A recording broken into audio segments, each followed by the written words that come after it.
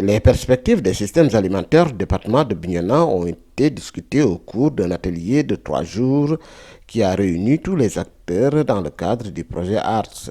La projection, elle est simple. Confronté à ces conditions de vie difficiles, à ce changement climatique, il faut effectivement que nous nous positionnons.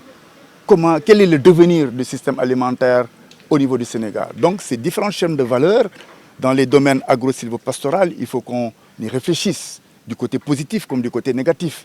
Parmi les stratégies identifiées pour amener les acteurs et les communautés à s'approprier des concepts et des innovations retenues, il y a l'art, notamment le théâtre. On va essayer aussi de mobiliser des outils artistiques pour rendre les résultats de la recherche plus accessibles aux acteurs.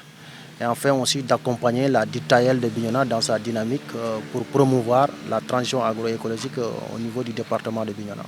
Pour cela, le théâtre semble être un moyen de faire comprendre l'approche scientifique. Le théâtre, c'est une bonne manière parce que dans le théâtre, on répète les situations qu'on vit dans la vraie vie.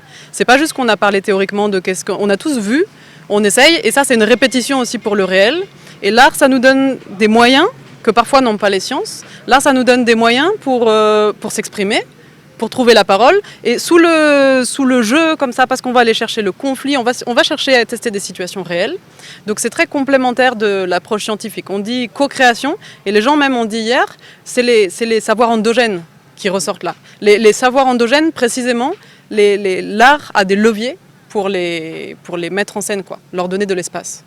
Et des thématiques relatives aux objectifs du projet ont été identifiées. Cela nous a amené donc à travailler sur la thématique du foncier.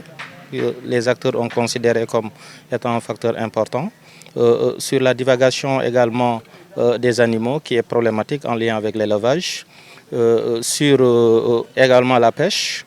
Et sur la coupe abusive, donc qui connaît la Casamance, qui connaît le département de Bignona, c'est bien que voilà, donc c'est un département où les acteurs souffrent donc de ces éléments. Et également tout à fait la problématique de la semence.